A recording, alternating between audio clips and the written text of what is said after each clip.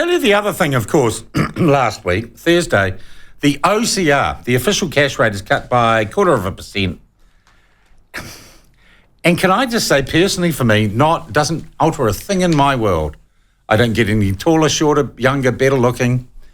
And I wouldn't say overnight poorer or richer either. But I'm now seeing stories written about, is the rock star economy making a comeback?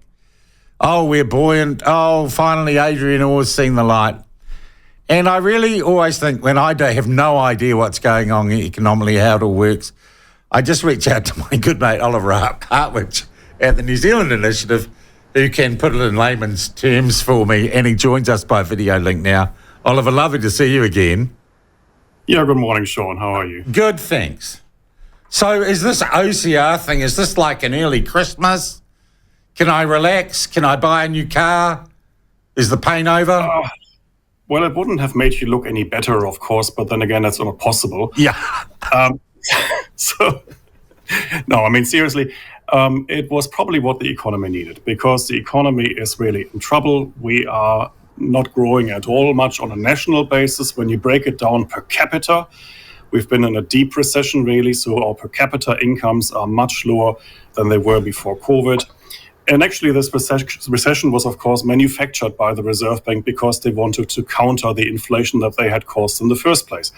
But they might have overdone it. I mean, in both directions. First, they stimulated us too much during COVID, and now they were actually putting on the brakes to get the inflation under control. And in that way, they were really giving the economy a good degree of whiplash.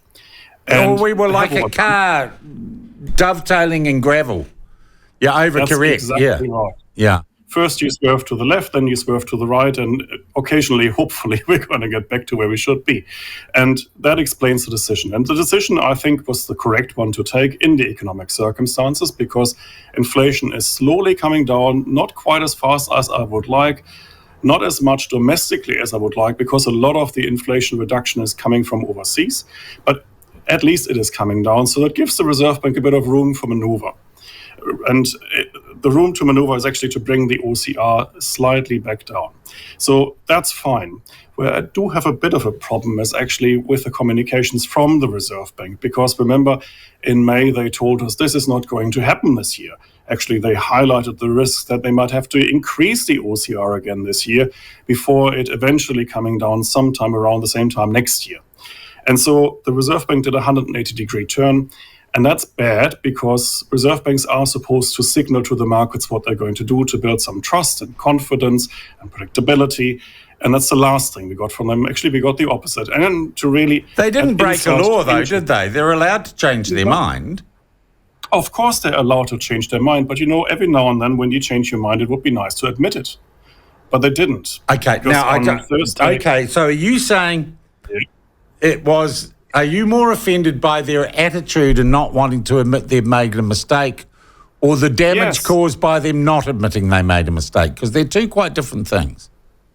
Look, but I think they're related. The problem is actually when you are a central banker, you're always operating under uncertainty, no matter whether you're doing it here or overseas. Central banking, by definition, is risky, because things can always change. There are always risks. There are always unforeseen things that can happen. And there's always some data that you didn't know at the time you made a decision. So it comes with a job that you will be wrong at times when you are central bank chief. And I think what it then requires is actually to be quite open about it and say, hey, I got this wrong. I didn't know what I know now. The facts changed. I had to change my mind. And that gives you credibility. Whereas what we get from the Reserve Bank is the opposite. The Reserve Bank is now trying to tell us that, hey, nothing's changed. We didn't change our minds. We always told you we would do that. And in fact, there's nothing like always that. Tell us that. That's fibbing. That's gaslighting, actually. That's what that's called, I think, these days. And that is, I think, offensive, because you only have to read their May statement and actually the statement since to see that actually, no, there was a 180-degree turn. Don't get me wrong. I think it is fully justified. Makes good sense what they did last week. But hey, come on, just admit it. It is open to see. Do you really think we're fools? We can't see what you did? Right. Now, look, the other thing was it last Wednesday the tax cuts came in, and I think I jokingly, only somewhat jokingly, put out a poll on Twitter. What are you going to spend your tax cuts on? Rates rises, mortgage rates increases, or just the cost, or pay your power bills, which are all going up. How long does it take for an interest rate cut to really feed into the lives of people in the street and make life just a little bit easier for them. I think an interest rate cut takes a while because, of course, you have to resettle your mortgage, and that only happens every year or two.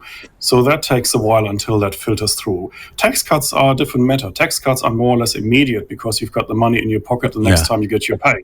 Well, I don't. It's all going to Mercury bloody Energy. And it'll all be going to Wellington City Council, to be honest. And when you said, what did you spend your tax cut on? I mean, realistically, you're talking about the price of 2 cappuccinos. Yeah. So it's really not that much for the average income earner. Yeah.